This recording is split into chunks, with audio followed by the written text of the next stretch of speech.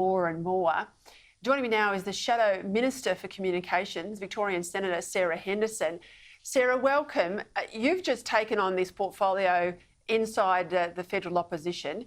I thought it was a good time to catch up with you anyway, but this is a very germane issue. You're also a lawyer and a former ABC journalist. This can't be the new normal. I mean, surely you don't have to take people to court if you want to take action against them for defamation. Avi Yemeni's been going at this for many, many months. We look like we're at the end of the process, but this is a pretty vile online world, isn't it? Peter, good evening, and it absolutely is.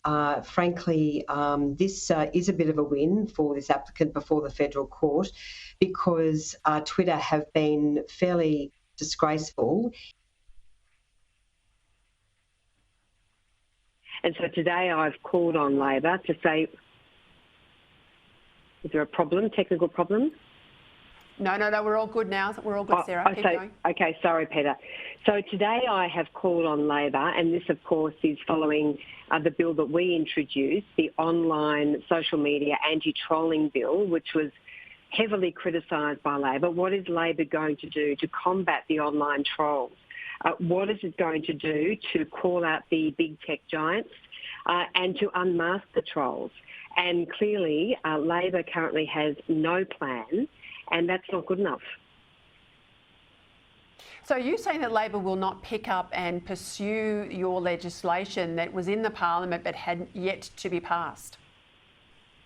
It was very critical at the time. It did reserve its position in relation to a final yay or nay. It said, we wanted it to go to a committee. Well, I actually chaired the committee, and yet Labor still didn't support this legislation. So currently Labor has no plan to combat the online trolls, to unmask the trolls, and frankly, that is not good enough. This is really scary stuff, Peter. This is causing so many harm to so many Australians. I've had my own battles, which I've talked about before. Police have actually issued a search warrant to Twitter, and Twitter still refused to comply with that search warrant. So it's almost impossible to get the identifying information without regulatory action, without government action, and that's why Labor's failure to support our bill when we were in government was just not good enough.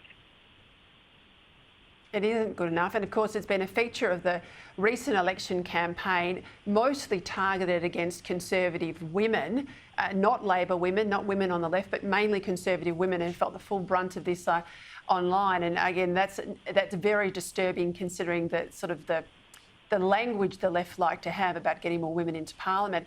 I want to get your take on Lisa Wilkinson. This is a huge issue. We saw it blow up yesterday in the ACT Supreme Court. The Chief Justice staying the trial of the man accused of raping the former Liberal staffer Brittany Higgins. The man's lawyers argue that the trial's been jeopardised by the media for some time, but in particular the Logie's speech on Sunday night by Lisa Wilkinson. They say it's a contempt of court. Certainly that's the view of the Chief Justice in terms of putting this all on hold.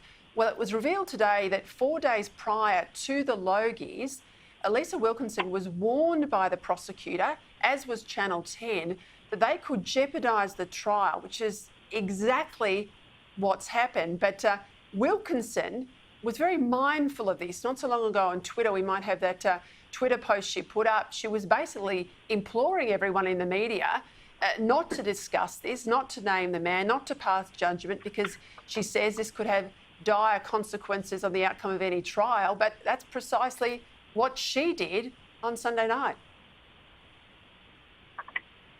Well, Peter, it's a fundamental premise of the rule of law that everyone is innocent until proven otherwise.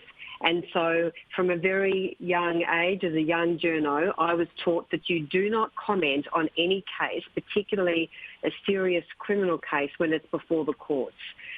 We've seen multiple instances of this happening in relation to this particular case, and I'm going to exercise a lot of care in what I say. But certainly when I was chairing the Legal and Constitutional Affairs Senate Legislation Committee, and we had agencies like the AFP before us, I was absolutely determined, and I ran a very tight ship. I would not allow any commentary in relation to this case. while it was under police investigation, and then, of course, now someone has been charged. I was adamant that under no circumstances could any commentary occur which might be prejudicial. So this is a very salient reminder to all journalists, to all people who work in the media, who publish material, of this fundamental premise of the rule of law.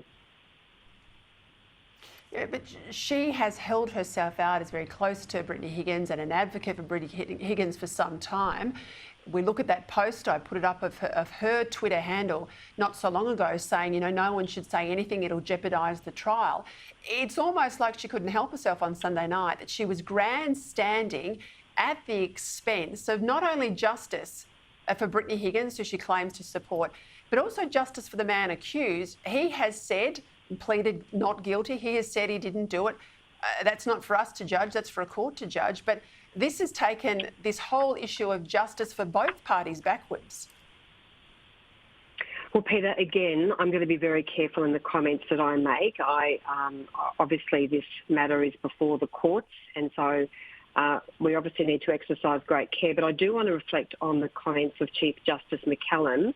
She said the implicit premise of Lisa Wilkinson's speech is to celebrate the truthfulness of the story she exposed. And, of course, the Chief Justice was very critical of that. The court case has been stayed indefinitely, and we will obviously need to see what happens from here. And we'll find out more tomorrow to see whether there will be a new trial date. Victoria today moved legislation to ban the display of the swastika, the Nazi swastika. What do you think of that, Sarah? Oh, look, this is a wonderful step forward, and I have to congratulate Matthew Guy and the State Liberal team, which strongly pushed this change in the law. They wanted it to happen straight away. There is a 6-month delay, as of course has been announced under the now that the bill has been passed. But we should not tolerate anti-Semitism in any form. I've been very strong on this issue in many discussions that we've had. We saw some terrible displays during the election campaign where swastika-like symbols were daubed on Liberal signs here in Corangamite, down in the Geelong region, and of course Josh Frydenberg, who obviously, as most people would know, is Jewish, was subjected to the most horrendous attacks, anti-Semitic attacks. So this is very, very significant in terms of the step forward here in Victoria, and I do hope that this change in the law happens right around the country. Hey, just before we go, Chance your arm here. Will Josh Frydenberg come back into the federal parliament? Well, I hope he does come back. He's a huge loss. He was an incredible asset, of course, for the Liberal Party. I've been very out about that. I don't know what his exact plans are. I think he's having a well-earned break, but I would love to see Josh back in the parliament, Peter. All right, Victorian Senator there, Sarah Henderson, the new Shadow Minister for Communication.